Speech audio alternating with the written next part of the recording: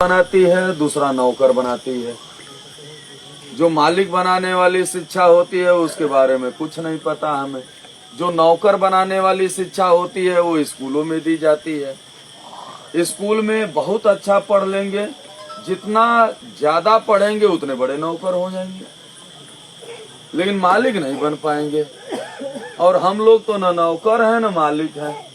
तो भाई नौकर होते तो कम से कम नौकरी रहती, हमारे यहाँ सरकारी नौकरी रहती, रुपया आता घर पे तो हमारी स्थिति परिस्थिति में सुधार होता। तो नौकरी भी नहीं है और मालिक भी नहीं है। मालिक के पास पावर होता है नौकर रखने सही नहीं आ रहा।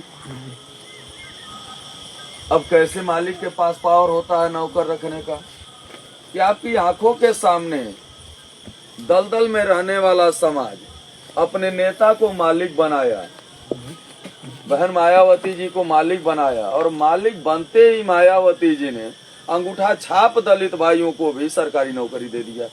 सफाई कर्मी के नाम पर भर्ती निकाला और एक तरफा हरा करके नौकरी पा गए।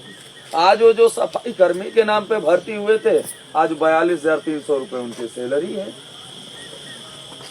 मतलब दो तरह की शिक्षा है, एक मालिक बनाती है, दूसरा नौकर बनाती है, और दोनों में हम कुछ नहीं है। तो आज वही शिक्षा, नौकर बनाने वाली शिक्षा तो हर जगह मिलती है। कैसे मालिक बनोगे इस पे कुछ चर्चा आप लोगों के बीच में होगी। तो मैं चाहूंगा कि कुछ समय जरूर दीजिएगा। लेट से तो पहुंचे हैं आपके बीच में, लेकिन अगर सकुशल पहुंचे हैं तो पूरा ज्ञान जरूर ले लीजिएगा। तो एक बार पुनः इतिहास विरासत होती है और विरासत पूंजी होती है। जिस समाज के लोग अपने इतिहास को नहीं जानते वो अपने भविष्य के महल का निर्माण नहीं कर सकते।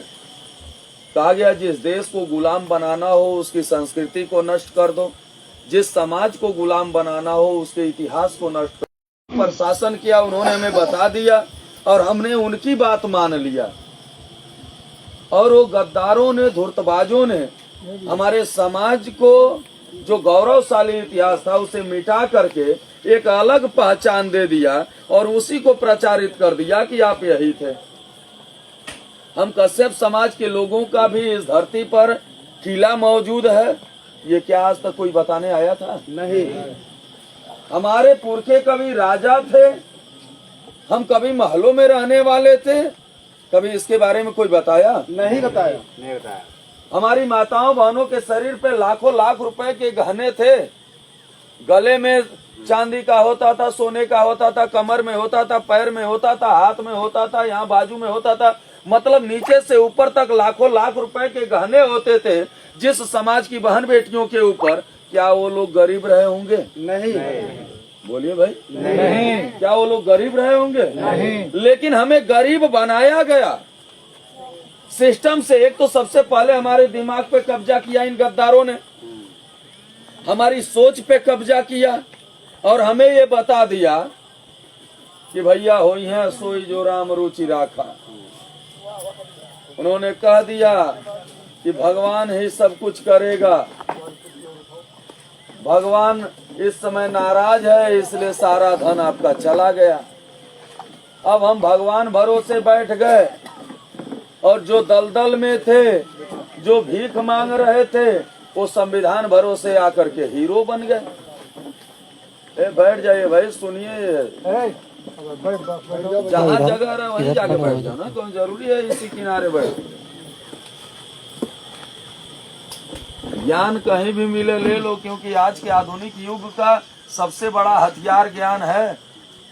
ज्ञान के अभाव में पंडित जी भीख मांगते थे इसी देश में, ज्ञान के अभाव में गोबर का दाना खाते थे चमार भाई। आज ज्ञान हो गया तो पंडित जी बाबा हो गए, ज्ञान हो गया तो दलित भाई को कोई रे नहीं बोल सकता। हमारे पास ज्ञान नहीं है तो आज भी हम सताए जा रहे हैं। वही ज्ञान देने के लिए आपके बीच में आया हूँ कि अगर दलदल में रहने वाला आदमी ज्ञान लेकर के महल में जा सकता है तो हम तो महलों में रहने वाले लोग हैं।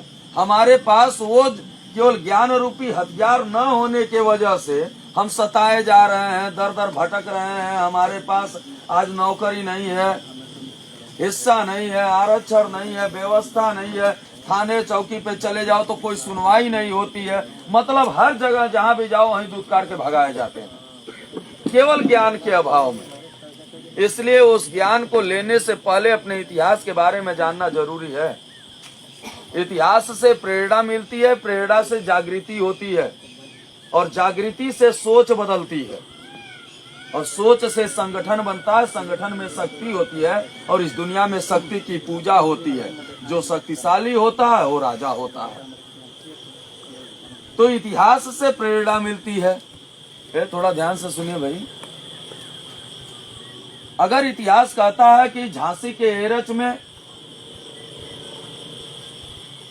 महाराजा हिरण्यकश्यप का किला इस धरती पर मौजूद है, क्या कभी कोई बताया था? नहीं।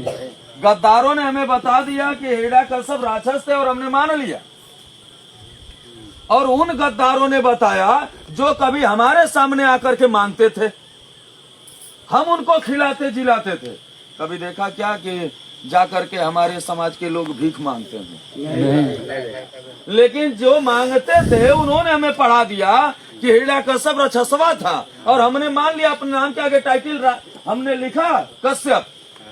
लेकिन गद्दारों के बहकाने पे हम अपने उन पुरखों को भूल गए, उन्हें गलत जान लिए, और इसलिए कभी इतिहास को जानने की कोशिश नहीं किया। आज भी वो किला इस धरती पर मौजूद है। वो कभी स्वर्ण नगरी कही जाती थी, कभी सोने की नगरी थी। महाराजा हिरण्यकश्यप का इतिहास उठा करके देखो आप। जिनके बेटे प्रहलाद थे, प्रहलाद के बेटे विरोचन थे, विरोचन के बेटे राजा बलि थे,